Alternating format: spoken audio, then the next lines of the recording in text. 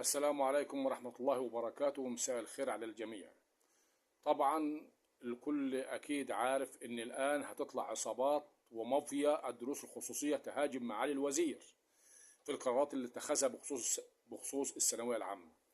ولكن احنا في ظهر معالي الوزير، بما إن قراراته في صالح الطالب وفي صالح ولي أمر الطالب من ناحية المصروفات ومن ناحية تكاليف التعليم وتكاليف الدروس الخصوصيه في مصر.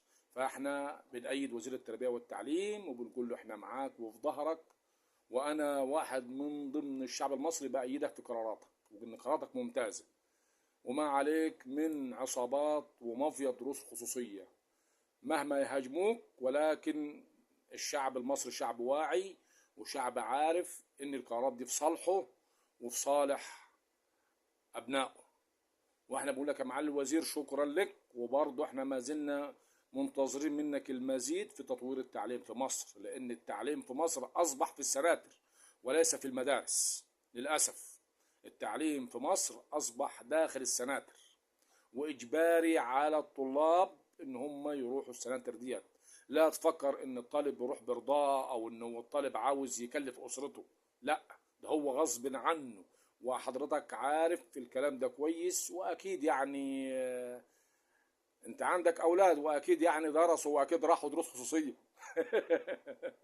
فنحب يعني نوصل رساله للناس بان قرارات معالي الوزير في صالح الطالب وفي صالح ولي امر الطالب.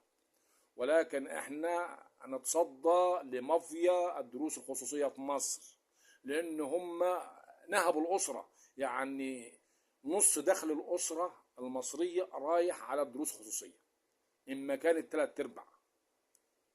نص دخل الاسره المصريه رايح على الدروس الخصوصيه، والاسره مجبره والطالب مجبر على الدروس الخصوصيه، مش رايح برضاه. ولكن يا معالي الوزير انت كده خففت على الاسره كتير، وبالعكس احنا عايزين منك المزيد، وعايزين منك محاربة الدروس الخصوصية دي نهائي، علشان حتى الأسرة المصرية تحس يعني ان متوفر لها حاجة، لأن الأسرة المصرية مش ملاحقة. ارتفاع الأسعار المواد الغذائية، ارتفاع إيجارات البيوت، يعني ارتفاع إيجارات في حاجات كتير، وغطى عليها وزاد كمان دروس خصوصية. وديت يا معالي الوزير يعني الخطوة اللي انت اخدتها ديت خطوة فوق الممتازة، وبرضو احنا معاك وفي ظهرك وبنأيدك وبنقف معاك ضد مافيا الدروس خصوصية في مصر. ومهما يعملوا احنا في ظهرك وسند لك، وان شاء الله ان الشعب كله معاك باذن الله تعالى. وشكرا لك يا معالي الوزير، وتحياتي لحضرتك، والسلام عليكم ورحمة الله وبركاته.